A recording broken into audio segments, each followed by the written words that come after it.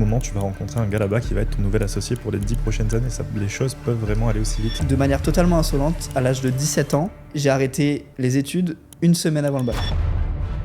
C'est le concept le plus important selon moi en tout cas. Qui est d'ailleurs le plus banalisé et que beaucoup de gens ne suivent pas. C'est pas impressionnant de faire 50 000 € par mois à Dubaï. Genre, je préfère le dire, c'est pas impressionnant. Et donc là, on se lance dans 6 mois, 1 an, un peu plus d'1 an même, d'accompagnement intensif. Vraiment, on a charbonné ensemble. J'avais un goût du risque dans mon trading qui faisait super sens, qui était pertinent, qui était rationnel, mais un goût du risque dans ma vie qui était complètement fou, quoi.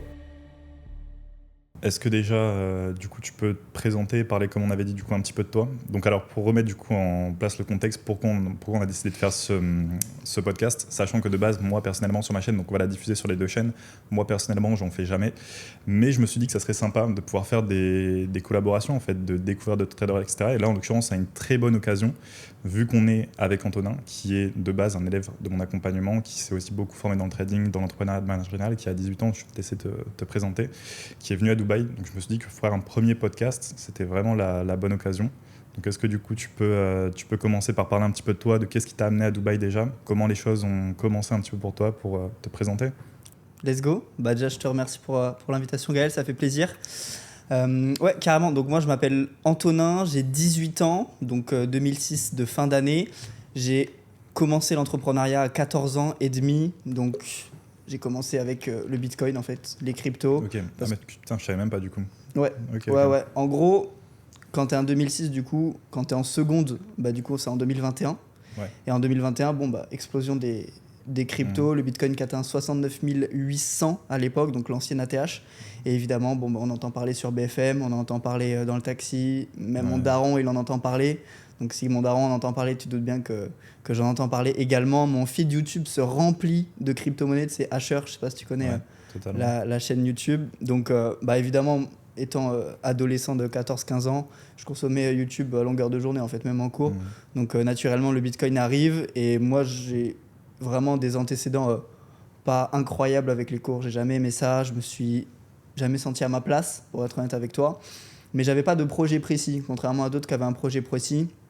15 ans, c'est normal, hein.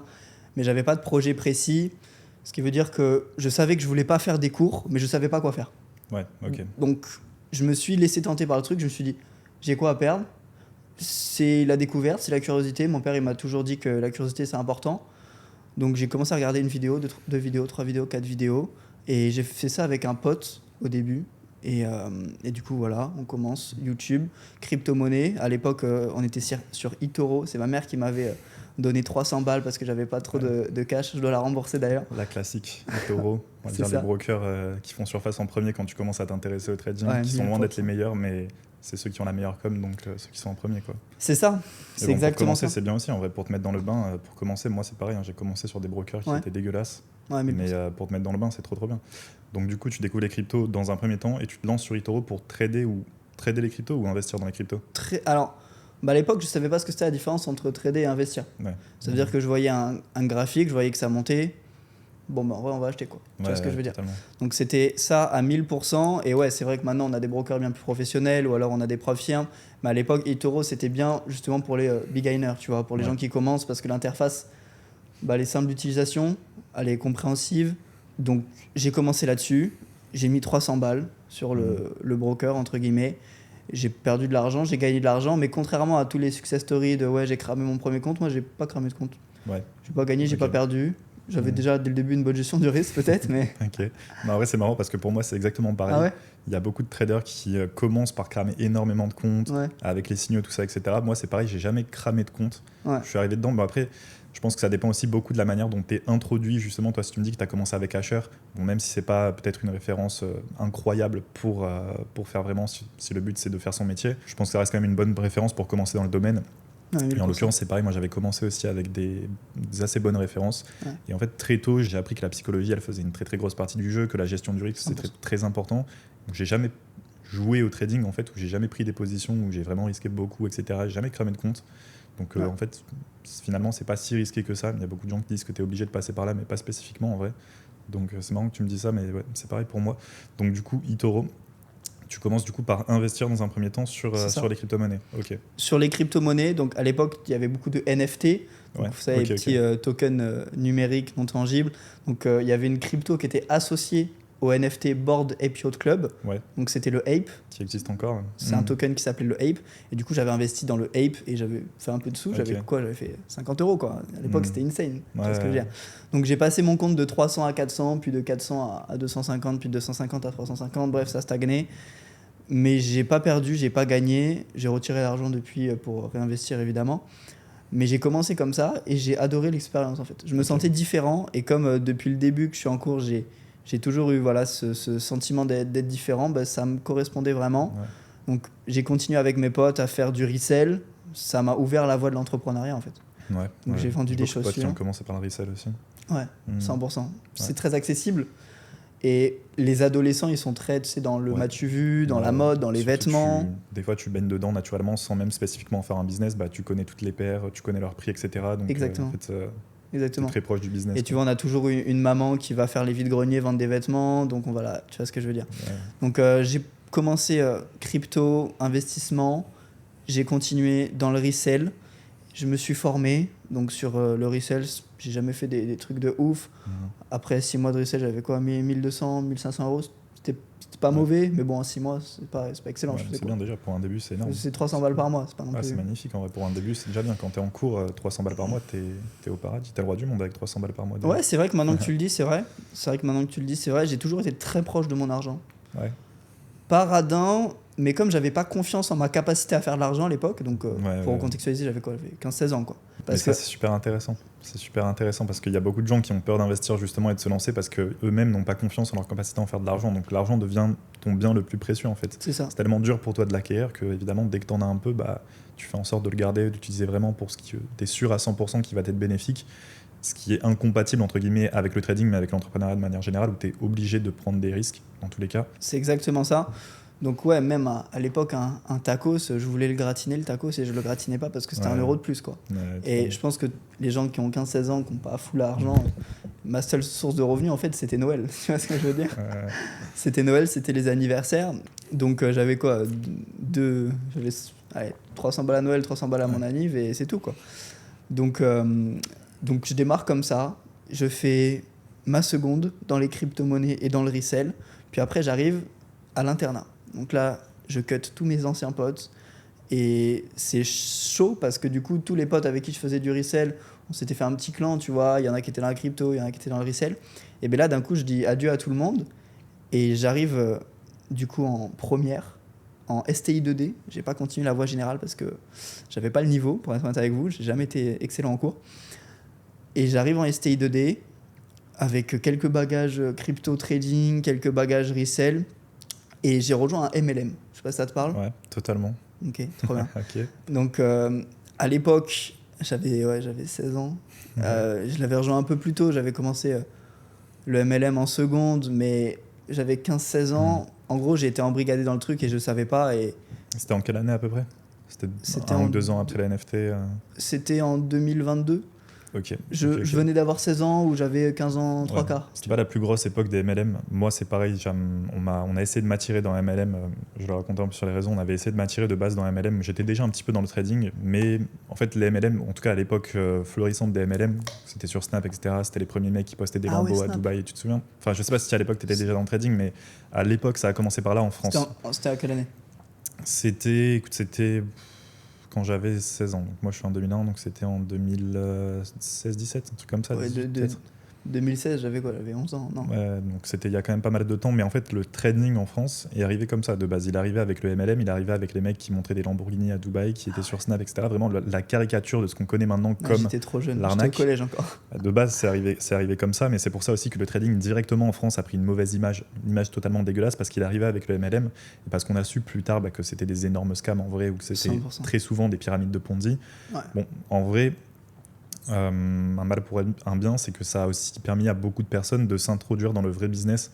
Et en l'occurrence, comme toi, si tu me dis que tu as commencé par là, mais aussi des potes à moi qui sont traders indépendants actuellement, qui habitent aussi à Dubaï et qui ont totalement commencé avec le MLM, qui se sont rendus compte que c'était un scam, etc. Mais moi, c'était pareil. On avait essayé de m'affilier à un business de Ponzi à l'époque, ça s'appelait Qvera, vraiment à l'ancienne. Kuvera qui est devenu, qui s'est renouvelé, qui s'est recyclé énormément et qui a continué à perdurer. D'ailleurs, je crois que Micode a fait une vidéo sur Exacu.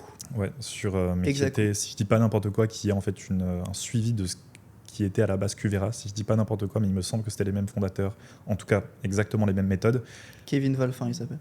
Voilà, mais de ce que je me souviens, c'est que par contre, il faisait vraiment les choses en gants. Genre ça, on pouvait pas le retirer, mais qu'il faisait des événements qui étaient fous, avec des milliers de personnes dans les plus grands opéras de Paris. Ils étaient vraiment très très bons pour ça, donc je comprends que y ait énormément de personnes qui se soient fait avoir. Même moi, j'aurais pu me faire avoir. Et moi, en l'occurrence, ça a été un de mes très gros déclencheurs pour vraiment m'investir énormément dans le trading, parce que la personne qui a essayé de m'affilier, quand je l'ai refusé, je lui ai dit que dans tous les cas, moi, je commencerai jamais par le MLM et que je crois que de base, c'était juste parce que je voulais pas faire un investissement de justement 300 ou 400 euros, etc. J'étais totalement broke à l'époque, j'avais pas un sou et c'était trop pour moi. Donc, je lui ai dit, mais dans tous les cas, je peux pas, c'est trop cher pour moi. Et ce mec-là m'a dit, bon, laisse tomber, je pense que le trading, c'est pas fait pour toi, tu devrais rester dans ta zone de confort, machin. Et c'était vraiment en mode, bon, vas-y, laisse tomber, tu sers à rien, t'es une merde, t'as pas d'argent, voilà, c'est ça. Mais là, en l'occurrence, c'était même plus d'anti-vente, c'était vraiment, bon, vas-y, laisse tomber, t'as pas d'argent, tu vas me servir à rien, tu vois. Et en fait, ce mec m'a donné une très, très grosse motivation. Dans tous les cas, moi, je vais le faire de mon côté, tu vas voir que j'investisse ou pas, je vais réussir. Et ça m'a donné mon premier gros élan de motivation pour vraiment m'investir dans le trading. Et c'est à partir de là que ça a été un gros déclencheur pour moi, que j'ai commencé à apprendre par moi-même, par me former, etc. C'est finalement un peu par ego, en fait. Ouais. C'est ça. Donc toi, du coup, tu as commencé le MLM. C'est ça, j'ai commencé le MLM, j'ai rejoint, on peut dire des noms Ouais, vas-y, on s'en fout. Futures Infinity, voilà. Un des plus gros leaders en termes de MLM français, je pense. Ouais. Je suis convaincu qu'il y a des gens qui nous regardent qui sont chez Futures, j'en suis sûr à 1000%. Oui, c'est possible. C'est évident. Et j'ai rejoint Futures Infinity, j'avais 15 ans, quoi. J'avais 15 piges, et beaucoup disent c'est du scam, beaucoup disent j'ai une mauvaise expérience et tout, et je pense que j'ai un avis un peu différent de ça, dans le sens où si c'était à refaire, je l'aurais refait à 1000% en fait. Ok, ça s'est passé comment en fait quand ils viennent te démarcher parce que le système, ça restait. Parce qu'il y en a des très grosses qui sont du MLM mais qui n'ont pas un système de fonctionnement qui est voué à l'échec comme un Ponzi si tu veux. Et en l'occurrence, Future, je sais que c'est une des très très grosses qui perdure depuis déjà très longtemps. Ouais. Donc je suppose que ça reste quand même un système qui est legit et qui permet d'une certaine manière. Je pense pas. Non. Okay. Je pense pas. Non, je vais être transparent. Okay, dis-moi, bien sûr. Je vais être transparent. On est là pour ça de toute façon. Totalement. Je pense pas que Future ça soit legit. Ok. Je suis qui pour dire ça, tu vois ce que je veux dire, mais honnêtement, je pense pas, parce que rien que mathématiquement, on est des traders, les mathématiques, tu vois ce que je veux dire. Rien que mathématiquement, au bout d'un moment, t'as 8 milliards d'humains, t'en as pas plus. Tu peux pas recruter à l'infini. Totalement. C'est le but d'une pyramide de Ponzi, donc pour moi, c'en est complètement une. Mais là où je dis que si c'était à refaire, je l'aurais refait, c'est parce que ça a été bien plus bénéfique pour moi que j'ai perdu du temps ou de l'argent. Parce que factuellement, j'ai perdu de l'argent. C'était 80 euros par mois à l'époque. J'avais 15 ans, c'était un peu cher, mais voilà, tu vois. J'ai perdu de l'argent factuellement. Mais tout ce que j'ai appris derrière, les personnes que j'ai rencontrées, le mindset que j'ai débloqué, entre guillemets, tu vois, ça vaut largement tout ce que j'ai investi. Et oui, j'ai perdu de l'argent. Oui, j'ai pas fait un seul euro en marketing relationnel. Ça n'a jamais été mon truc de recruter des gens et tout. Mais factuellement, j'ai fait des calls avec des mecs qui faisaient 10 000 euros par mois. J'avais 15 ans. Tu fais des calls avec des mecs qui font 10 000 euros par mois. Tu te retrouves en présentiel dans des meeting rooms, des trucs comme ça, dans des appartements avec des mecs, des leaders dans le MLM qui font 15, 20, 30 000 euros par mois et tu as 15 piges. Ça te fait débloquer des croyances limitantes. Ouais, totalement. Je vois. Donc, oui, c'est un business full scam et en vrai, je conseille personne d'y aller pour faire du marketing relationnel. Mais quand tu as 15 ans, tu as tellement de croyances limitantes, de conditionnement depuis que tu es petit, que j'ai pris des claques à chaque call. J'ai pris des claques parce que les gens étaient là pour nous motiver, pour nous apprendre des trucs, etc. Donc en vrai, si c'était à refaire, je l'aurais refait. Mais pour moi, je le conseillerais pas à d'autres parce que factuellement, je pense que c'est du scam.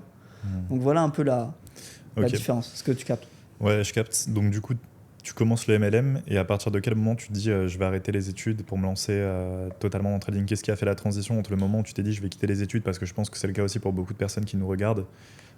À quel moment tu te dis vas-y, je vais arrêter les études ? Comment il s'est passé quoi entre les deux pour partir du principe que ok, ça reste un business sur le côté, je suis encore en études, je continue mes études et ça reste mon focus principal, vas-y c'est bon, j'ai plus besoin des études, faut que je me concentre à 100% pour ça, sur ça. Ouais, alors pour répondre du coup à ta question, à 14 ans et demi, 15 ans, en seconde, j'ai eu un premier pas dans la finance avec les cryptos, NFT et l'entrepreneuriat. Et du coup, vers 15 ans, fin de 15 ans, j'ai rejoint Futures. Et du coup, là, j'ai appris le trading. Vraiment le trading. Qu'est-ce qu'une trendline, qu'est-ce que le RSI, qu'est-ce qu'une tendance, bearish. Bref, tu vois ce que je veux dire. J'ai appris la classique à la base. Ouais. Donc, c'était pas les meilleurs traders, ceux qui nous formaient. Et je pense que c'était plus des marketeurs que des traders, pour être honnête avec toi. Mais même s'ils sont pas niveau 100, entre guillemets, du trading, ils étaient peut-être déjà niveau 10, 20. Et moi, j'étais niveau 0. Donc, c'est bénéfique dans tous les cas. Et j'ai pas besoin d'être avec Warren Buffett en coaching pour avancer. Ouais, totalement. Même si je suis avec un mec, il a passé 2-3 propres firmes, c'est pas exceptionnel. Bah si je suis niveau 0, ça fait déjà méga sens en fait. Parce que je savais même pas ce que c'était une tendance. Totalement. Donc j'ai pas besoin qu'il soit rentable pour vraiment apprendre les bases. Et du coup, grâce à Futures, j'y suis resté longtemps. J'y suis resté 1 an, 1 an et demi. Franchement. Grâce à Futures, bah justement, grâce à ce MLM, j'ai appris les bases du trading. Mais bon, les bases quoi. J'ai pas appris plus que ça. Ça m'a pas permis d'être rentable. Donc j'ai continué, seconde, première. Et c'est là que j'ai rencontré Gaël Severini. On est en présentiel maintenant, c'est incroyable. Donc sur Insta, je viens pas de YouTube moi, je viens de Insta, les shorts. À l'époque, tu avais tapé ton meilleur challenge jour 1 sur je sais pas combien pour refaire 500 à 50 000. Challenge qui est toujours en pause en vrai. Pas que j'ai pas terminé, mais qui est toujours en pause. Il y a beaucoup de gens d'ailleurs qui me demandent de reprendre le challenge. Ah ouais ? Ouais, mais le truc c'est qu'en fait, c'est toujours un enfer à faire dans le sens où non seulement déjà sur la durée, les gens y apportent très peu d'intérêt. Au début, ils sont toujours très chauds, mais quand tu vois, j'arrivais au jour 69, 70, 71, les vidéos elles faisaient plus de vues, t'avais plus de commentaires et tu te dis au final pourquoi je fais ça, tu vois, ça attire pas de nouvelles personnes. Moi, j'essaye d'apporter de la valeur dans les vidéos. J'ai pas l'impression que les gens ça les intéresse spécifiquement, mais ce que je peux comprendre aussi parce que les journées d'un trader indépendant, c'est toujours les mêmes. C'est toujours les mêmes. T'es toujours sur les graphiques, t'appliques les mêmes choses, etc. Donc c'est bien de faire la vidéo 1 où les gens te découvrent, ils découvrent comment tu trades, etc. sur les premières vidéos. Quand tu arrives à la vidéo 79, 80, 80 et que les 70 autres vidéos que tu as faites, c'est exactement les mêmes, je comprends que les gens puissent perdre de l'intérêt, mais au-delà de ça, c'est surtout que ça me prenait énormément de temps en fait. Dans les montages, c'est pas un système que je pouvais déléguer à un monteur, etc. Parce qu'il y avait le rec face cam, le rec des graphiques, l'assemblage avec tout ce que j'allais faire dans la vidéo. Je montais le soir même directement pour poster le lendemain et tout. C'était un enfer à déléguer, j'ai essayé sur plusieurs monteurs et en fait ça me prenait littéralement toute une journée entre le moment où j'allais trader, j'allais faire mes activités, etc. pour le jour du vlog, enfin le jour du bulletin public et le montage le lendemain. Donc ça me prenait littéralement 2 jours et par rapport à ce que ça me reportait à côté, c'était pas du tout bénéfique. Donc là je l'ai mis sur pause. Mais en vrai, le compte est toujours existant, tu vois, le compte est toujours là, toujours l'historique, toujours tout ce qu'il faut, le compte est là, mais peut-être que je vais le reprendre, tu vois, quand j'aurai plus de temps, quand je sentirai que ça sera plus bénéfique de m'y mettre. Là, en tout cas, j'ai pas du tout le temps, tu vois. Mais en vrai, je serais chaud pour le continuer. Mais il y a beaucoup de gens qui m'ont découvert au début avec ce challenge. Ouais. Et du coup, tu devais peut-être même inconsciemment ou consciemment, bien sûr, avoir une pression du résultat, le fait de tous les jours devoir placer une position, même. Tu vois ce que je veux dire ? En fait, pas spécifiquement, parce que la majorité du temps, je tradais, en fait, comme je tradais en scalping, j'avais une méthode de trading qui était beaucoup plus agressive et je risquais beaucoup plus sur mes positions. Donc j'ai fait des grosses périodes de drawdown aussi, tu vois. Même au début, je l'avais dit dans le challenge, j'avais recommencé le challenge parce qu'au début, j'avais commencé avec un putain de gros drawdown sur une première position. Ouais. J'étais en mode putain, je vais arriver jour 1 avec un trade qui m'a niqué mon compte déjà, j'ai passé pour un con. Donc j'ai recommencé le compte. Mais en vrai, j'aurais pu être rentable, tu vois, sur long terme, etc. Mais je voulais quand même commencer avec un petit truc solide parce que beaucoup de gens en tout cas ont du mal à comprendre ce fait que dans le trading, tu peux avoir des périodes de perte qui vont être assez intenses. C'est le lot des probabilités, en fait, tout simplement. Tu peux être rentable sur le long terme. Il n'empêche que si tu as ne serait-ce qu'1% de chance qu'il y ait des périodes d'inactivité ou des périodes où tu vas perdre ou des périodes où tu vas faire que gagner, si le pourcentage est là, c'est que c'est possible, tu vois. Donc, je voulais pas arriver avec ça. Mais ça n'empêche qu'après, j'ai hyper bien scalé le compte, que ça a super bien marché. Mais par contre, ça me prenait vraiment beaucoup de temps, quoi.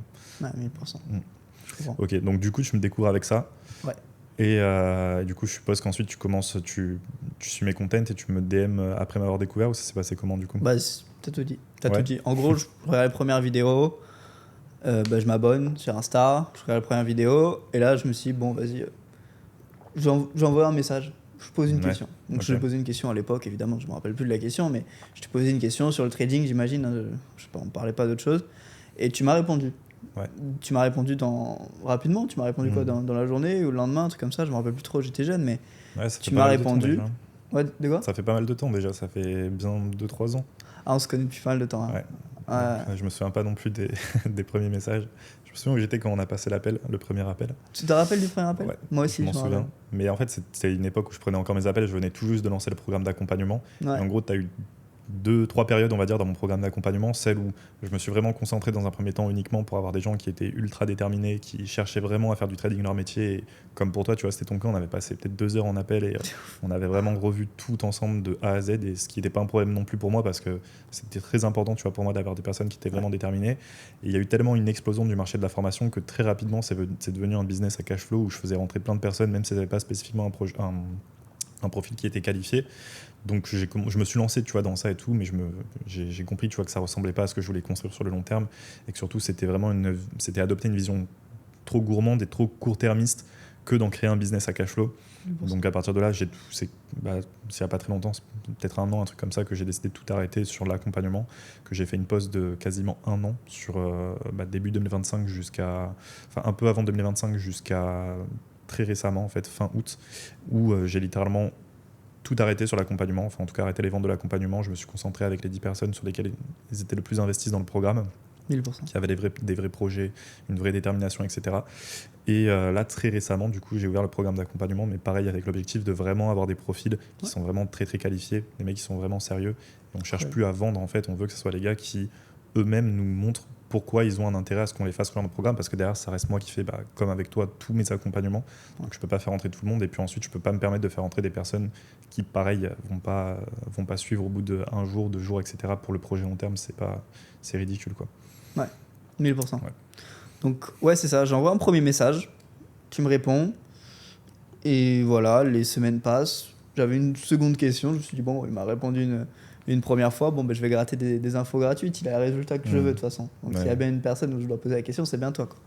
Et pas poser la question à ma prof de déco, tu vois ce que je veux dire. Donc je pose une deuxième question, il me répond, et sans rien en retour, en fait. Et ça m'a marqué.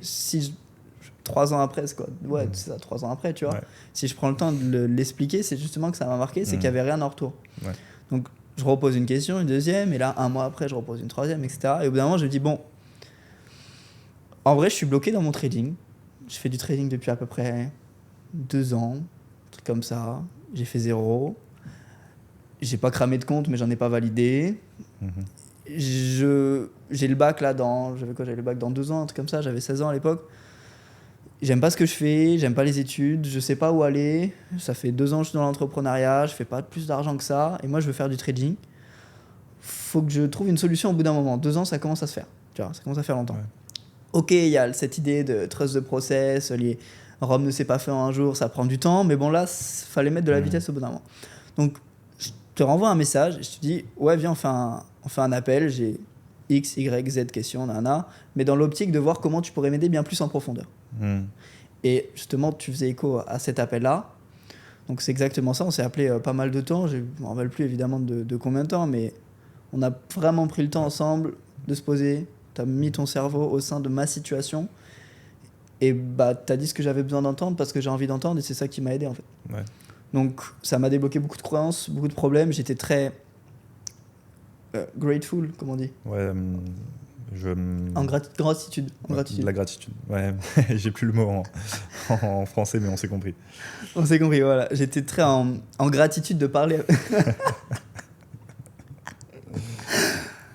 La fatigue qui reprend le dessus. 100%.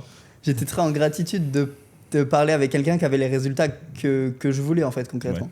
Donc, à la fin de l'appel, en fait, je te dis, voilà, j'ai besoin d'une solution.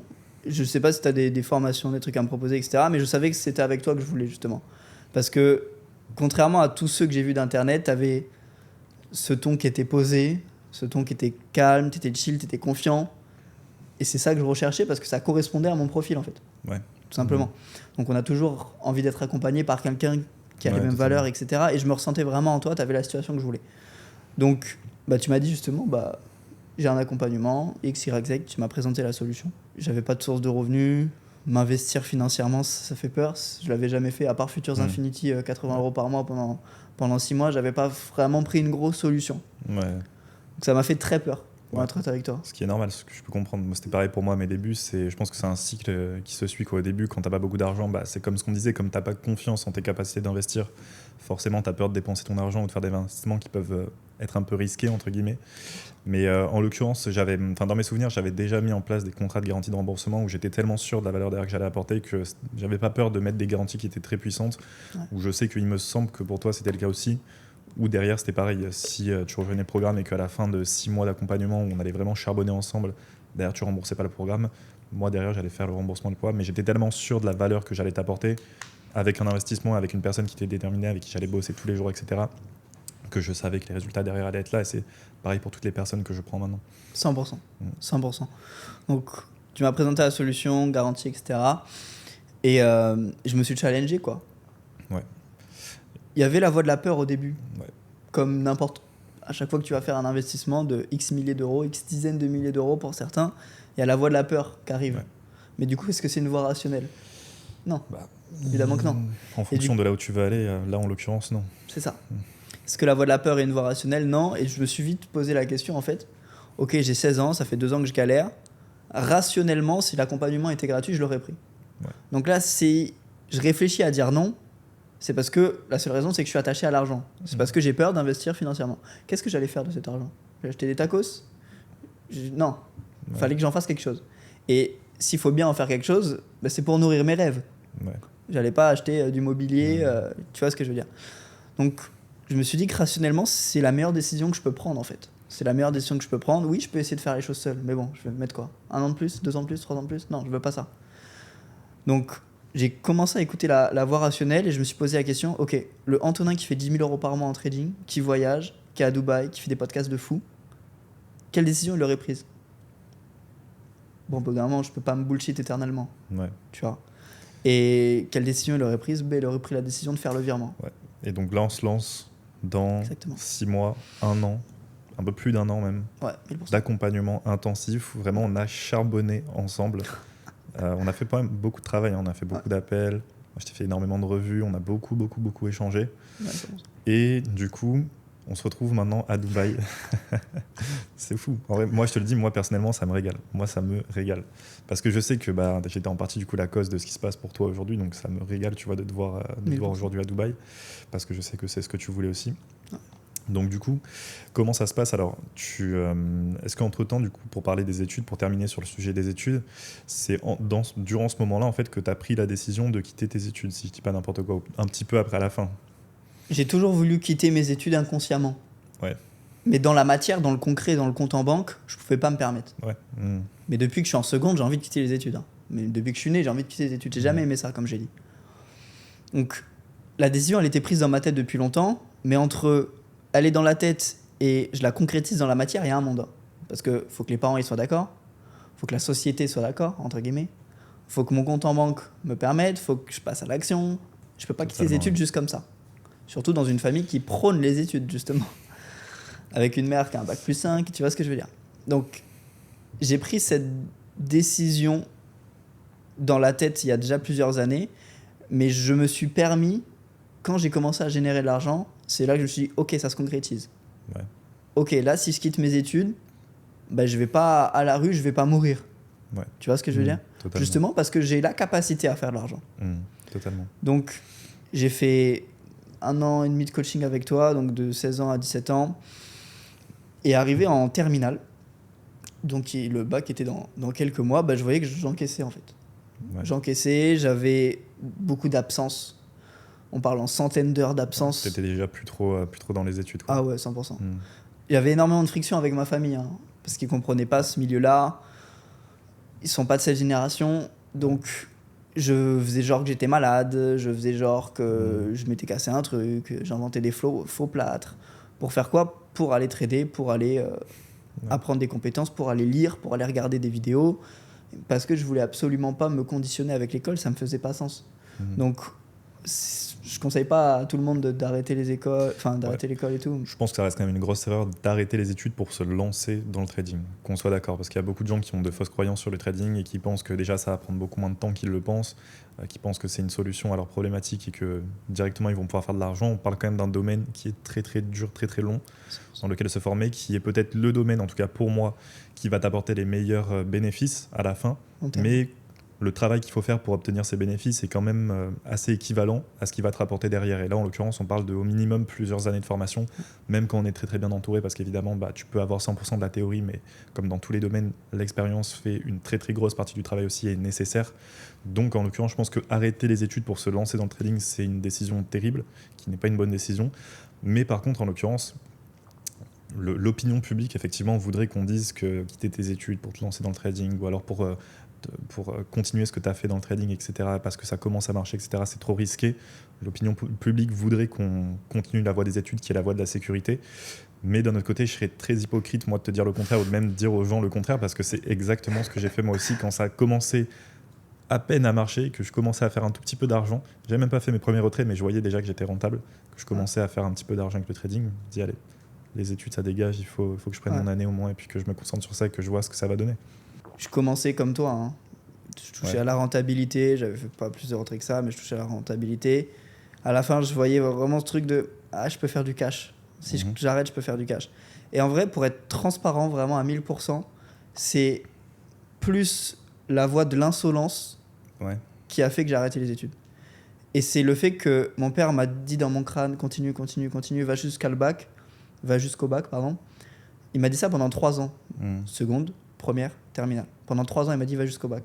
Et de manière totalement insolente, à l'âge de 17 ans, j'ai arrêté les études 1 semaine avant le bac. C'est-à-dire que j'ai pas passé mon bac, j'ai arrêté 1 semaine avant le bac, justement pour marquer le coup. Justement pour dire au monde, ok, vous m'avez dicté cette vie-là, non, j'en veux pas, tu vois. Et factuellement, j'aurais pu attendre 1 semaine, passer mon bac, tout le monde est content, ma famille elle est contente, mais non, je voulais pas ça. Donc effectivement, un peu plus par insolence du coup que par... Par ego, par insolence, vraiment ce truc au fond de moi de je suis quelqu'un de différent. Je l'ai prouvé en me lançant à l'entrepreneuriat quand j'avais 14 ans et demi. Je l'ai prouvé en faisant X, Y, Z. Et je le reprouve aujourd'hui et je le montre au monde, tu vois. Et j'aurais pu faire comme beaucoup d'entrepreneurs, attendre le bac, justement comme tu en avais parlé, attendre le bac. Et après, tranquille, faire une année sabbatique. Mais non, j'ai arrêté les études. J'ai pas le bac du coup, j'ai juste un brevet et je sais même pas de mention, je crois. Donc j'ai arrêté les études et je suis parti, j'ai alterné chez des potes, chez mes parents et en coloc avec XYZ. J'ai beaucoup voyagé en fait à cette période-là, tu vois, j'ai beaucoup voyagé. Parce que justement je pouvais me le permettre et parce que c'est ce que je voulais de ma vie, quoi. Je voulais cette liberté. Je me sentais enfermé en fait chez moi, je me sentais enfermé à l'internat, je me sentais enfermé dans une salle de classe. Donc j'avais besoin de cette liberté et en y réfléchissant, c'est extrêmement risqué. En y réfléchissant, j'avais un goût du risque dans mon trading qui faisait super sens, qui était pertinent, qui était rationnel, mais un goût du risque dans ma vie qui était complètement fou, quoi. Ouais, je peux comprendre. Je pense pas que ça soit une décision spécifiquement vraiment risquée. Est-ce que le risque plutôt ça aurait été de jamais te lancer dans le trading justement, ou alors de jamais oser prendre des décisions que tu as prises? Parce qu'au final, ce qui compte, c'est d'arriver là où tu veux être. Donc les décisions les plus intelligentes, quand bien même c'est les plus risquées, ça reste les plus intelligentes. Donc moi je pense, en tout cas vu là où ça t'a mené, je pense que tu le penses aussi, que c'était quand même la bonne décision. 1000%. En quoi tu penses que ça aurait été plus risqué de continuer les études, si ce n'est que ça va t'amener sur une voie que tu n'as pas envie de suivre en fait. Donc au final, c'est pas spécifiquement prendre un risque. Quand je dis que c'est risqué, c'est pas le fait de continuer les études, évidemment, le pire, c'est de continuer les études. Quand tu as des rêves qui sont hors de tes études, continuer les études, c'est la pire décision que tu peux prendre. Enfin, je préfère le dire. Bien sûr, ouais. Bien sûr. D'ailleurs, il y a beaucoup de personnes qui souhaitent faire quelque chose de leur vie et qui nécessitent la voie des études. Donc, bien sûr, il faut continuer les études. En l'occurrence, quand tu n'as pas envie de continuer dans les études, que tu veux faire de l'entrepreneuriat, monter tes propres business, etc., c'est vrai que les études, au bout d'un moment, elles te servent complètement à rien. Ouais. Quand je dis que c'est risqué, je faisais référence au monde que je me suis mis à dos. Et derrière, j'ai eu des relations très difficiles avec ma famille. Certains membres de ma famille qui voulaient juste plus me parler, je les ai extrêmement déçus. Évidemment, les proches, ils restent, ils te comprennent et ils t'aiment comme tu es. Tu les as déçus, mais ils t'aiment comme tu es. Mais voilà, j'ai eu énormément de volatilité dans mes relations due à cette décision. Donc, je me suis retrouvé moi. Je suivais mes propres valeurs. Donc, j'avais des très bonnes relations avec moi-même. Mais avec la société, le monde qui m'entoure, c'était très difficile. Ouais, ok. Donc, voilà pourquoi donc, je parle les études. Tu quittes tes études. Donc là, on est toujours dans le programme d'accompagnement. On est toujours dans la période de formation, si je dis pas n'importe quoi. Toujours vers la fin. Ok, ouais, c'était plutôt vers la fin. La fin. Donc, à partir de ce moment-là où tu quittes tes études, il me semble que il s'est passé pas beaucoup de temps entre le moment où tu as quitté tes études, du coup, tu es venu ici t'expatrier, ou en tout cas de donner un premier avis de Dubaï. Parce que je sais qu'il y a une période aussi, où avant que tu viennes à Dubaï, où tu t'es détaché un petit peu de l'accompagnement, parce que moi, généralement, ça marche comme ça avec les personnes que j'accompagne. Il n'y a pas spécifiquement de limite dans le programme d'accompagnement, mais ça n'empêche que derrière, les mecs, je vais toujours les perdre, entre guillemets, naturellement, dû au fait que je vais tellement vous enseigner toute ma valeur. Et toi, en l'occurrence, c'était ça. À la fin, tu vois, je me souviens que quand tu m'as été setup, il n'y avait pas grand-chose à redire. En fait, c'était parfait, tu vois. Ouais. Des fois, tu perdais, tu gagnais, etc. Tu commençais à atteindre la rentabilité. Donc, naturellement, tu dépends beaucoup moins de mes conseils. Ce qui me permet aussi, moi, d'intégrer de nouvelles personnes. Et c'est ce qui fait le roulement, du coup, dans le programme d'accompagnement. Mais en l'occurrence, je me souviens qu'on avait terminé l'accompagnement où, en fait, à la fin, j'avais plus rien à t'enseigner. Ça faisait très longtemps déjà que je t'accompagnais. Je t'avais enseigné toute la valeur que je pouvais t'enseigner. Et tu commençais à prendre déjà ton indépendance avec le trading. Et donc, tu dépendais beaucoup moins de mes conseils. Donc, je sais qu'entre ce moment-là, du coup, on s'est un peu perdu de contact. On a arrêté un petit peu l'accompagnement, etc. Je sais que tu as continué, toi, évidemment, de ton côté. Donc, qu'est-ce qui s'est passé entre le moment où tu commençais à avoir des résultats qui étaient vraiment intéressants, que tu te détachais un petit peu de l'accompagnement, que tu ressentais plus le besoin, en tout cas, de te faire accompagner, et le moment où tu arrives ici, du coup, à Dubaï, commences à faire des sommes qui sont déjà assez intéressantes. Alors, tu t'expatries pas encore à Dubaï. Ouais. Là, tu te donnes un petit peu un premier avis, mais on va en parler d'ailleurs si on a encore un peu le temps. Ouais, 1000%. Du coup, il s'est passé quoi entre les deux ? Du coup, on a fait un an et demi d'accompagnement. À la fin, au bout d'un moment, quand tu envoies les mêmes setups à ton mentor et il te dit, j'ai pris le même trade que toi, je vais pas me prendre la peine de continuer parce que justement, c'est pas que j'avais rien à apprendre. Évidemment, on a toujours à apprendre de personnes qui font plus d'argent que nous. Il n'y a aucun souci là-dessus. Et l'enseignabilité, je crois que c'est ma qualité la plus importante. Ouais. En fait, c'est... Le fait qu'on puisse t'apprendre. Ouais, l'enseignabilité, c'est vraiment ce truc de... Les gens qui ont les résultats que tu veux, tu vas pas te poser de questions, tu vas appliquer. Ouais. Et en 1 an et demi d'accompagnement, n'hésite pas à me dire si je me trompe, mais je crois qu'il n'y a aucun moment où j'ai remis en question ce que tu m'as dit de faire. Remis en question, poser des questions, mais ça c'est totalement naturel, tu vois. Mais en l'occurrence, c'est un bon point parce que c'est vrai que moi, dans mon accompagnement, j'en ai intégré beaucoup avec le temps des personnes qui n'avaient pas cette capacité de se remettre en question. Et je pense qu'en l'occurrence, en trading, quand tu es dans un domaine où le marché va te corriger constamment, si tu n'as pas cette capacité de te remettre en question tout le temps et que tu pars du principe que c'est soit de la faute des autres, soit de la faute du marché et jamais de la tienne. Ouais. Bon, dans tous les domaines, en vrai, pas spécifiquement le trading, mais je pense que c'est très très compliqué, si ce n'est impossible d'évoluer.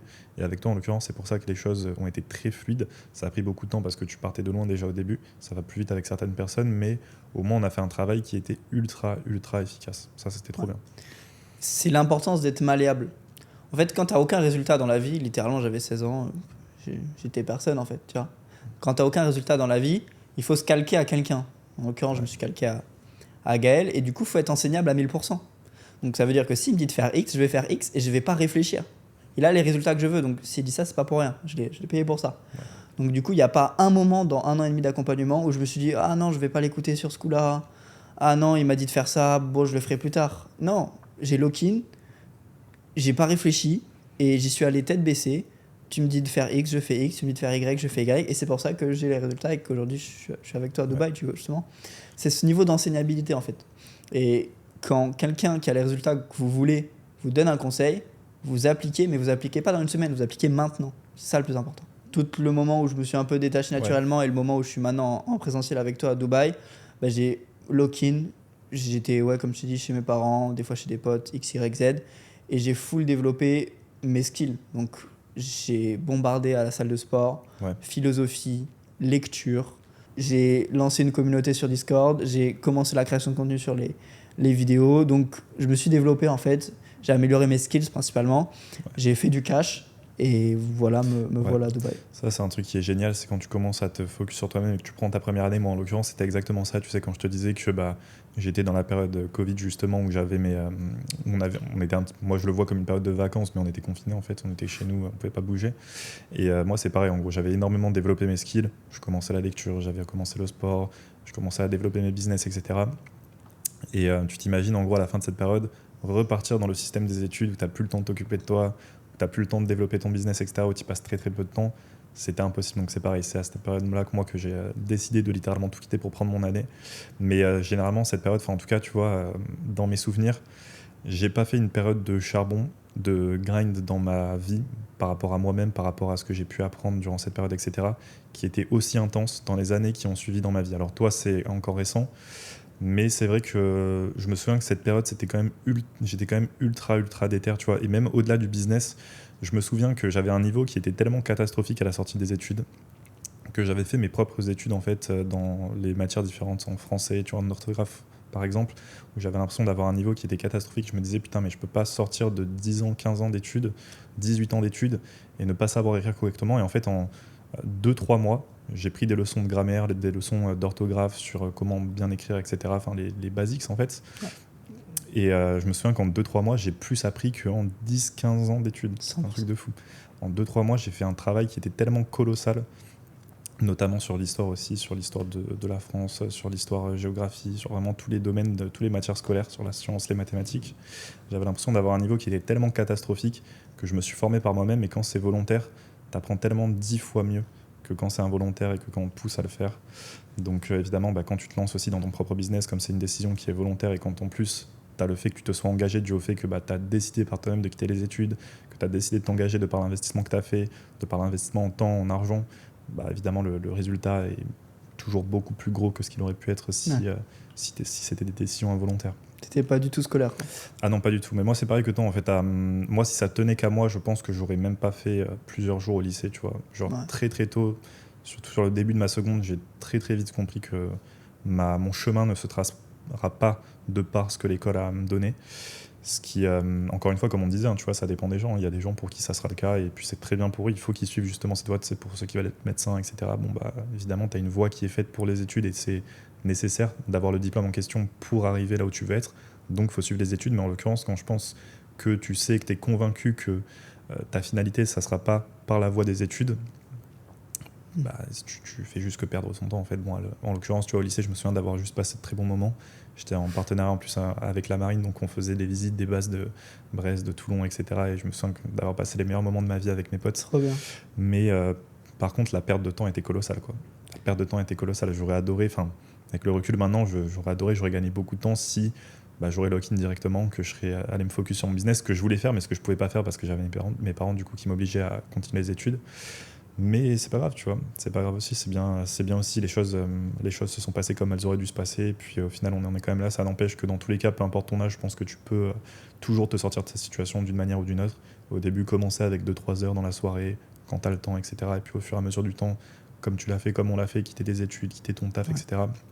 Faut pas que la décision soit précipitée. Ça peut être un très gros risque. Faut être sûr aussi que c'est exactement ce que tu as envie de faire. Mais c'est des décisions qui sont trop importantes et qui ont changé nos vies, en l'occurrence pour nous deux, mais qui ont changé la vie de beaucoup de personnes que je connais. Il y a toujours un moment comme ça où tu dois prendre la décision de ta vie, en fait. C'est ça. Les gars, en trading, on n'est pas payé au temps, on est payé à la décision. Ouais. Donc, on dit toujours, il faut prendre des bonnes décisions dans notre trading, respecter notre plan et tout, c'est trop cool. Mais déjà, commence par prendre des bonnes décisions dans ta vie, en fait. Ouais. C'est ça le plus important. Tu vois. Et un mec qui prend des mauvaises décisions dans sa vie, je sais pas, il mange McDo, X, Y, Z, il n'est pas capable d'aller poursuivre ses rêves. Et après, il dit, faut que je prenne des bonnes décisions dans mon trading. Non, les deux sont corrélés. C'est beaucoup plus compliqué de prendre des bonnes décisions en trading que dans ta vie de manière générale. Donc, si tu n'as pas la capacité ou si tu n'as pas la discipline déjà de prendre les bonnes décisions dans ta vie, dans un premier temps, tu conquéris ta vie et ensuite, tu conquéris les marchés. Ça marche dans cet ordre-là. Ça, c'est la classique. Et du coup, tu arrives à Dubaï. Ouais. Première impression de Dubaï, qu'est-ce que ça dit ? Première impression de Dubaï, les gars, je vais pas vous mentir, ultra négatif. Ah ouais. Ah merde. Non, en vrai, j'arrive pas à Dubaï, j'arrive à Sharjah. Oui, petit aéroport juste à côté. En fait, c'est juste à côté. C'est la ville qui est collée à Dubaï. Limite, c'est la même ville, en fait. Et la pollution, mais quelle horreur. Oh, mais quelle horreur. Moi, je viens du sud de la France, trop chill, pas de voiture, la campagne, vous voyez ce que je veux dire. Et là, d'un coup, boum, on vient m'agresser les poumons comme ça. J'ai jamais fumé de ma vie, j'ai jamais, tu vois. Ouais. On m'a agressé les poumons d'un coup. C'était les premières heures, une fois que je suis arrivé à Dubaï Marina, c'est là où j'habite actuellement avec elle, justement. Bah, franchement, tout va bien. Il n'y a pas de pollution à Dubaï Marina, du moins le quartier qu'on a. En même temps, il y a quand même un standing bien plus élevé. Ouais, puis on est à côté de la mer aussi. C'est ça, il y a moins de bruit. C'est beaucoup plus chill. Mais la toute première impression, quand je suis sorti de l'aéroport, c'était compliqué. C'était vraiment une atmosphère qui n'était pas la mienne. Okay. Donc voilà, mais après, une fois que j'ai pris le taxi et j'ai rejoint Marina. Que dans tous les cas, pour moi, ça me semble important de le préciser, mais Dubaï n'est absolument pas une finalité quand tu es trader indépendant. Parce qu'on le dit comme si, ça y est, tu as commencé à faire de l'argent trading, du coup, tu es venu à Dubaï, mais c'est ce que tu voulais. C'est parce que tu avais envie de découvrir, tu avais envie de networker, de rencontrer des gens qui avaient aussi réussi comme toi dans ce domaine, etc. Mais en vrai, tu vois, moi, la première fois que je suis parti, c'était à Malte. Et comme je te l'ai dit, maintenant, je me vois beaucoup plus faire ma vie à Malte que ma vie à Dubaï. Dubaï n'est absolument pas une finalité, bien évidemment. Toi, tu l'as fait parce que c'est ce que tu voulais, mais ce qui est incroyable avec le trading, du coup, c'est que ça te laisse surtout cette liberté géographique. Le fait que si demain, tu dis, tu es en France, tu dis, putain, je fais de l'argent avec mon écran, je vais partir à Dubaï, c'est pareil, tu seras à Dubaï, tu pourras faire de l'argent avec ton écran. Tu pouvais autant te dire que tu avais envie de partir à Bali, que tu avais envie de partir en Norvège, en Estonie, où tu veux. Et tu aurais toujours eu ton écran et ta capacité de faire de l'argent avec le trading, et ça, c'est magnifique. Toi, en l'occurrence, c'était Dubaï. Donc, en l'occurrence, plus d'ailleurs, si je dis pas n'importe quoi, pour le network, pour le réseau et pour ce que ça pourrait t'apporter que Dubaï en lui-même, parce qu'en vrai, Dubaï est incroyable, mais est-ce que ça nécessite le fait qu'on y vienne quand même plusieurs mois à s'installer, etc. Je pense pas. S'il n'y avait pas les avantages fiscaux, bon, ça reste quand même incroyable. En vrai, ça reste quand même une place qui est à part du monde. En vrai, si on prend du recul sur... c'est peut-être un peu trop de temps que j'y suis, mais en vrai, si on prend du recul, c'est quand même une place qui est incroyable à voir au moins une fois dans sa vie, je pense. En fait, ça te montre concrètement ce que les hommes sont capables de construire, en fait, ce qu'ils sont capables de faire avec le Burj Khalifa et tout. C'est quand même un truc de fou. Mais ouais, du coup, mauvaise impression. Première arrivée à Dubaï, mauvaise impression. Bah, les 3 premières heures, hein. Là, ça fait 10 jours que je suis à Dubaï et je vis un rêve. Ouais. Un rêve, mais les gars. Ouais. Donc, mauvaise impression les 3 premières heures, parce que ta question, c'était quelle était ta première impression. Mais par la suite, ça a vite changé. À partir du moment où je suis sorti du taxi, j'ai commencé à voir le Bourges, j'ai commencé à voir la mer, j'ai commencé à voir le premier coucher de soleil, j'ai commencé à voir les gens, la propreté, la chaleur. Bon, rêve éveillé. Mais du coup, ça peut bifurquer sur la question de pourquoi Dubaï, si jamais ça fait sens pour toi. Ouais, pourquoi Dubaï alors me concernant ? Ouais, ou moi aussi, comme tu veux. Je peux répondre à cette question. Alors, me concernant, c'était exactement pareil que toi. La première fois que je suis venu ici, c'était surtout pour élargir mon network. Et en fait, la première fois que je suis allé à Malte, je me suis rendu compte à quel point c'était puissant d'avoir des gens qui t'entourent et qui font 10 fois plus que toi. Je me suis dit, ok, prenons les décisions les plus intelligentes pour le moment, pour mon business, et pas spécifiquement celles qui me driveraient émotionnellement. Donc, je me suis dit, la décision la plus intelligente, c'est d'aller à Dubaï et de m'entourer des mecs qui font des millions, etc. Peu importe ce que les gens disent, que ce soit superficiel, que ce soit A, B ou C, je m'en fous. La décision la plus intelligente pour mon business, pour le développement de mon trading, pour le développement de mon état d'esprit, etc., c'est d'aller de m'entourer de ces gens-là. Où sont ces gens-là ? Ces gens-là sont à Dubaï. Donc je suis arrivé à Dubaï. Moi, ma première impression à Dubaï, elle était incroyable. Genre vraiment, j'ai kiffé direct. Je me souviens pas avoir spécifiquement eu une mauvaise impression. J'ai une image en l'occurrence dans ma tête où je suis arrivé avec un mec que j'ai rencontré parce que moi c'était pour une colocation qui était organisée par un entrepreneur qui habitait à Dubaï, en l'occurrence Ethan, s'il passe par là, on lui fait un clin d'œil, qui était organisée par Ethan, et je suis arrivé à l'aéroport avec un gars qui faisait aussi cette même coloc. Et je me souviens d'avoir une image dans ma tête qui est la première image que j'ai quand je suis arrivé dans Dubaï, où on arrivait sur la grande route de l'aéroport et on avait la vue sur le Burj Khalifa. Ouais. Et dans ma tête, c'était pareil, tu vois, c'était... putain, j'arrive à cet endroit où t'as l'impression que tout est possible, quoi.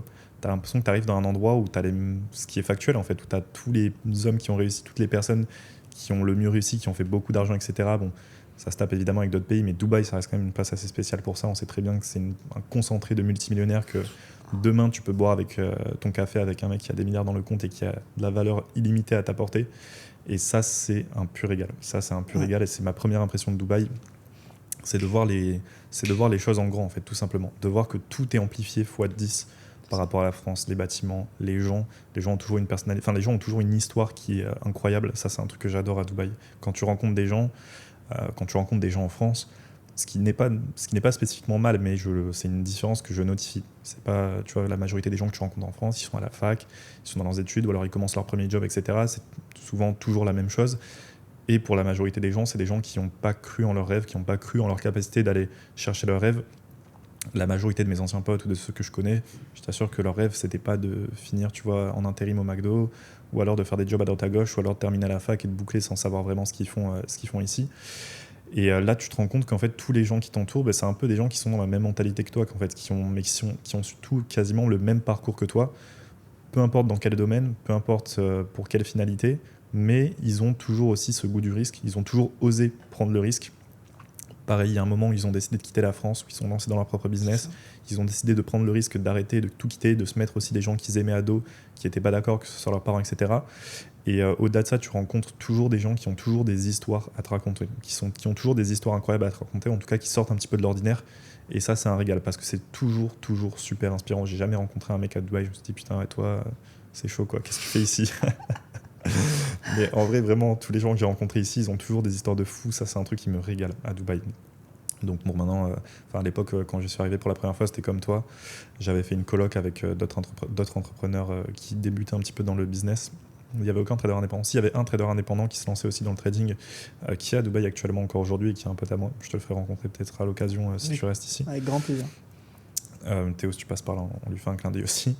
Mais premier trader indépendant que j'ai rencontré aussi à Dubaï, qui c'est pareil comme moi, expatrié ici, qui était venu comme moi dans la coloc pour la première fois à Dubaï. Et puis ensuite, les choses se sont faites de fil en aiguille. La première fois que je suis arrivé à Dubaï, j'étais pas du tout dans l'optique de rester ici. J'étais pas du tout, en tout cas, je pensais pas par rapport à ce que j'ai généré que je pourrais rester à Dubaï. C'était encore trop instable par rapport à mes revenus sur le trading, par rapport à ce que je générais, etc. Est-ce que c'est trop risqué et tout? Et j'ai vu des gens qui prenaient 100 fois plus de risques que moi, qui avaient des barrières qui étaient débloquées, beaucoup plus que moi je pouvais en avoir. Et le fait de voir des gens autour de moi oser prendre des risques, oser faire des choses que moi je n'oserais pas faire, etc., alors que j'avais la capacité de le faire par rapport à ce que j'étais déjà capable de générer, je me suis dit en vrai, vas-y, je vais m'installer ici et puis on verra ce que la vie va me réserver. Et maintenant j'y suis encore. Là, ça va faire bientôt 2-3 ans.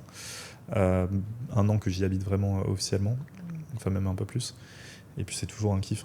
Mais bon, encore une fois, tu vois, je veux pas spécifiquement inciter les gens à venir à Dubaï ou même dire que c'est la destination sur laquelle il faut venir. Mais comme on disait tout à l'heure, on est né dans un monde où on fait pas les règles en fait. Donc si le meilleur endroit pour développer son business, le meilleur endroit pour développer ses connaissances, c'est Dubaï, let's go, on va à Dubaï, on va prendre la décision qui est la plus intelligente et puis on va se pointer. Si ça aurait été Bali, si ça aurait été la France ou peu importe n'importe quel autre pays, on serait dans ce pays actuellement. C'est pas vraiment une décision, c'est pas vraiment la décision la décision émotionnelle de venir à Dubaï. Moi, je t'avoue que je suis un amoureux aussi de la nature, donc être entouré de buildings, ça me fatigue assez vite. Je comprends.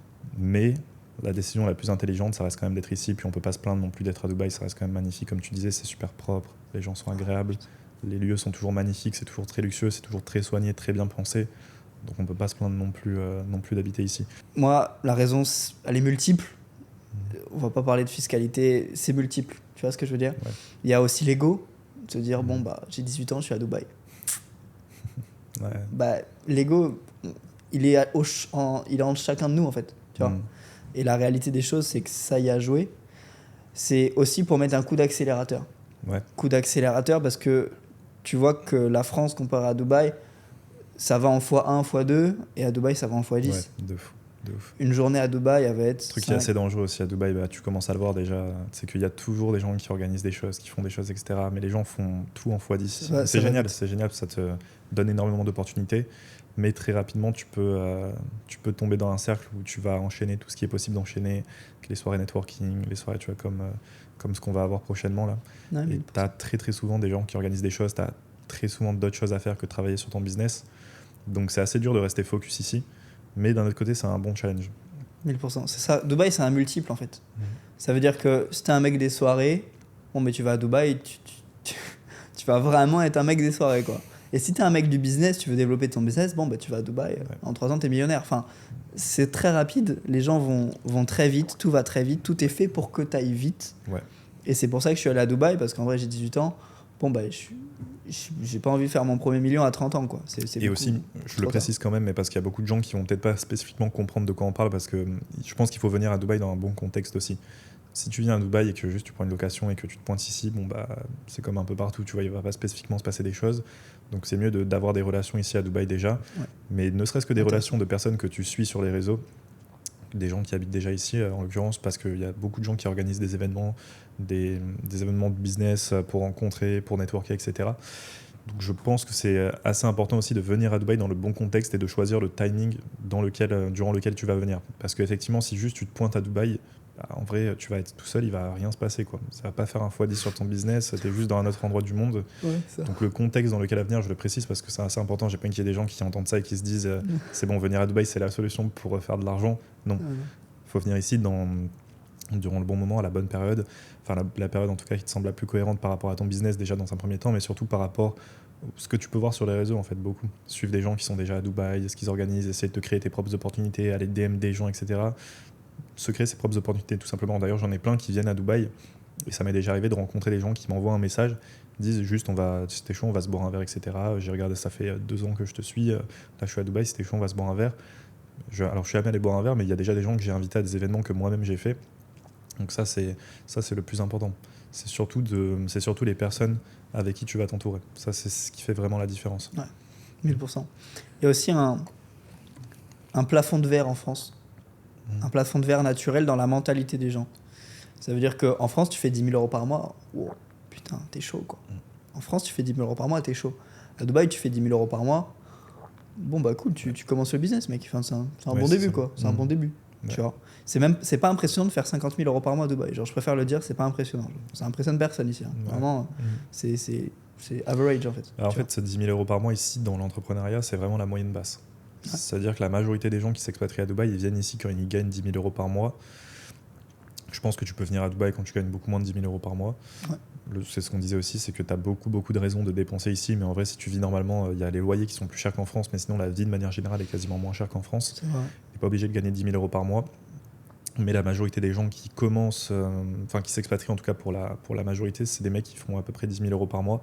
Donc en fait, tu es vraiment dans la moyenne basse ici avec 10 000 € par mois, donc c'est pas choquant de voir des gars qui font 20 000, 50 000, 100 000, c'est des mecs qui commencent à se mettre assez bien.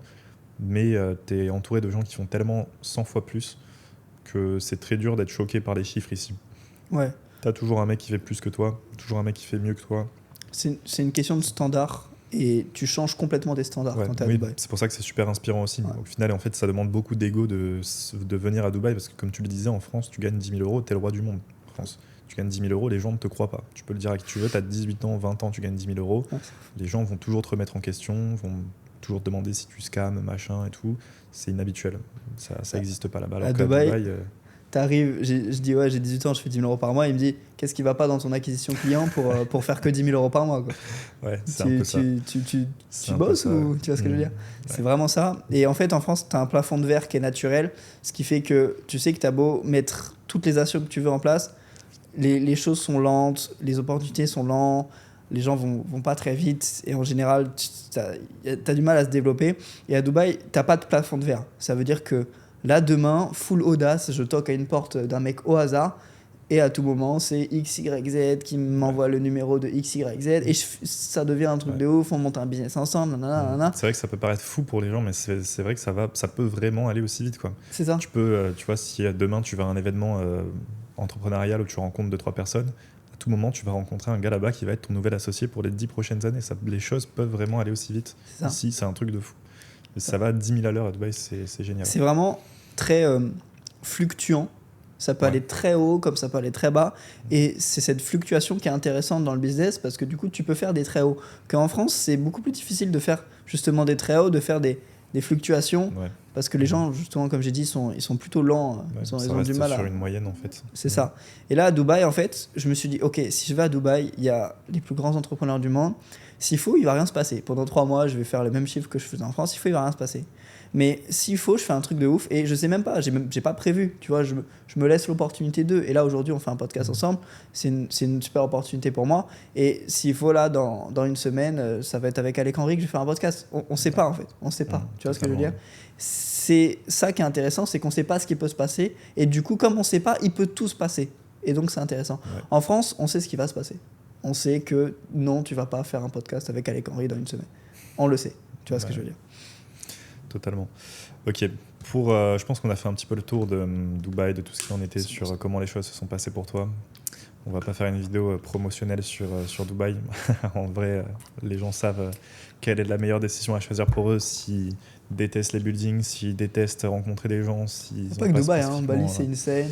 Ouais, il y a plein d'autres endroits qui sont... cool. Il y a plein d'autres endroits ensuite où tu peux rencontrer des entrepreneurs qui sont moins loin de la France, qui sont très différents de Dubaï. Londres, plein de trucs. Nous, en l'occurrence, on parle de Dubaï parce que c'est le chemin qu'on a pris, mais il y a plein d'autres chemins. Donc, pour régaler un petit peu ceux qui nous ont écoutés jusqu'à la fin, est-ce qu'on peut parler un petit peu plus de trading, parce que je pense que c'est une question qui intéresse aussi beaucoup de gens. On en parlait notamment la première fois dont on s'était rencontrés, on avait une discussion qui était assez intéressante sur ça, sur comment toi tu vois les marchés. Est-ce que déjà tu peux nous parler un petit peu de ta stratégie, de ce que tu suis, de comment tu vois les marchés, le price action, est-ce que tu es plutôt indicateur, etc. Bon, moi en l'occurrence je suis très bien placé pour savoir exactement ce qu'il en est, mais pour régaler un petit peu ceux qui nous ont écoutés jusqu'à la fin, ça dit quoi de ton côté niveau de trading, si on parle factuellement de trading et du travail que ça implique? Déjà, avant de parler de ma stratégie, je pense qu'en général, il n'y a pas de vérité absolue dans le trading. Ouais, okay. Ça veut dire que demain, j'ai des amis qui font de l'analyse technique, ils sont rentables, t'en as la preuve. Il y en a qui font de l'analyse fondamentale, ils sont rentables. Il y en a qui font pièces de monnaie pile ou face. Non, ils sont pas rentables, c'est une blague. Ils seront pas rentables, mais on leur laisse le bénéfice du doute. Non, en vrai, c'est une blague. Mais il y en a qui font des indicateurs, ils sont rentables, RSI, voilà. Tu vois ce que je veux dire. Ouais. Donc en vrai, il n'y a pas de vérité absolue. Quelqu'un qui va dire c'est comme ça que ça marche le trading, tout le reste c'est du scam, bah c'est lui le scammer en fait. Factuellement, tu peux faire de l'argent ICT, tu peux faire de l'argent SMC, tu peux faire de l'argent partout. Le plus important, c'est pas le moyen de faire de l'argent, c'est pas la stratégie que tu vas avoir, c'est à quel point tu es discipliné pour la maintenir. Ouais. Et même la stratégie la plus nulle, la plus pétée au monde, si réellement tu la respectes, tu vas être rentable au long terme. Il faut qu'elle soit rentable, évidemment. Donc voilà, ça c'est la première chose qui est importante à comprendre. Deuxième chose, moi, t'es mon mentor, donc je traite de la même façon que toi. Ça veut dire que compréhension du marché, principalement, se placer dans le sens de la tendance, c'est le concept le plus important, selon moi en tout cas. Qui est d'ailleurs le plus banalisé et que beaucoup de gens ne suivent pas. Exactement. Parce que dernièrement, avec le SMC, les gens ont eu beaucoup tendance aussi à vouloir se prendre pour les magiciens des marchés, à essayer de choper le retournement pour choper toute la nouvelle tendance, etc. En vrai de vrai, on travaille sur un marché qui fonctionne aux probabilités. Donc, on va toujours mettre les probabilités de notre côté. Et la première étape, ça va être de consister à suivre le sens du courant du marché, tout simplement. Donc, ceux qui peuvent se permettre de le créer, les market makers en l'occurrence. Donc, toujours suivre la tendance. Ça peut paraître hyper banal. Je vais faire des vidéos justement sur ma stratégie pour en parler plus en détail, mais c'est déjà ce qui va apporter beaucoup de poids à tous les setups que tu vas prendre. C'est au-delà de juste suivre la tendance, au-delà d'un concept A, B ou C, c'est de mettre les probabilités de ton côté. Alors, toi en l'occurrence, donc tu traites du coup toujours price action, exactement comme je te l'avais enseigné de base. Est-ce que tu as fait des modifs dernièrement ou... Aucune modif. Non, aucune modif. C'est un système qui marche super bien en vrai, comme en tu fait, le dis. C'est con un système qui fonctionne, pourquoi le changer genre. Faut être stupide pour changer une stratégie qui marche. Si ça te correspond, ça sert à rien de le changer. Donc tu m'as enseigné une stratégie qui marche, je vais pas la changer quoi. Ouais, en l'occurrence, c'est vrai que je le précise beaucoup. Le plus important aussi, c'est au-delà d'avoir une stratégie qui marche, c'est d'avoir une stratégie qui correspond à ce que toi, la manière dont tu as envie de trader. Il y a des personnes qui vont vouloir le faire plus occasionnellement, etc., qui veulent pas passer autant de temps qu'on va y passer sur nos graphiques, ce qui peut être en soi totalement compréhensible. Mais effectivement, non seulement tu n'as pas qu'une seule vérité, mais quand tu as une stratégie entre les mains qui marche et qu'elle te correspond, ça sert à rien de la changer. Alors moi, en l'occurrence, je sais que dans ma stratégie, de ma compréhension du marché de manière générale et dans mon trading, j'ai toujours apporté beaucoup d'importance à la compréhension du système monétaire, du marché, du fonctionnement des marchés des devises, etc. C'est pour ça que je t'ai enseigné aussi beaucoup de choses sur ça. C'est parce que c'est vraiment toujours important pour moi de comprendre ce que je fais, et au moins d'essayer de comprendre ce que je fais. Mais c'est vrai que factuellement dans le trading, le job d'un trader indépendant, ça reste quand même d'identifier des récurrences et d'exploiter ces récurrences. Donc effectivement, comme tu le disais, si tu as un système qui est complètement merdique, qui n'a aucune logique vis-à-vis de comment le marché fonctionne, mais que sur le long terme, il est rentable, on va continuer avec ça. Il faut s'obstiner à toujours essayer d'expliquer comment ça fonctionne, parce qu'il y a plein de choses dans tous les cas qu'on ne peut pas savoir et qu'on ne pourra pas savoir, que ce soit sur le court terme ou sur le long terme, sur le fonctionnement des marchés. En l'occurrence, moi, c'est très important pour moi de comprendre ce que je fais, donc je m'obstine à le faire. Mais c'est un système effectivement qui marche. Et puis il y a 2-3 concepts, tu vois, dans ma stratégie que j'arrive pas encore à expliquer vis-à-vis de ma compréhension, en tout cas du marché. Mais j'arrive quand même à concevoir qu'au-delà de tout, le plus important, ça reste de comprendre que mon job, c'est d'identifier et d'exploiter les récurrences, pas de comprendre ce qui se passe derrière ce que je vais trader, etc.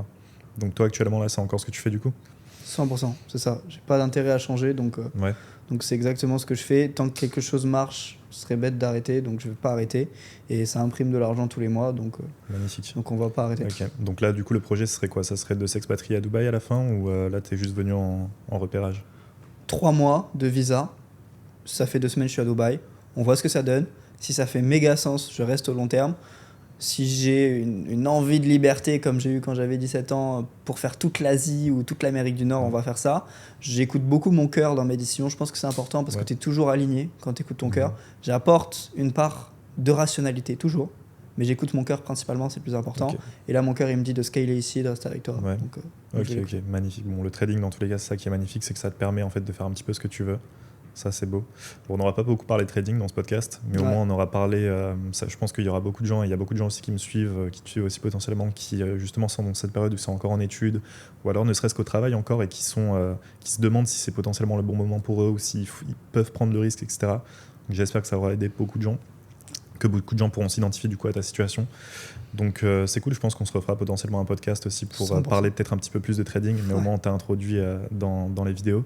Et puis je pense qu'on se refera un podcast pour parler un petit peu plus concrètement de trading, si c'est ok. Avec grand plaisir. Avec grand plaisir. Ok, parfait, on arrête ici. Et puis on se retrouve donc dans la prochaine vidéo. Let's go. Ciao, ciao.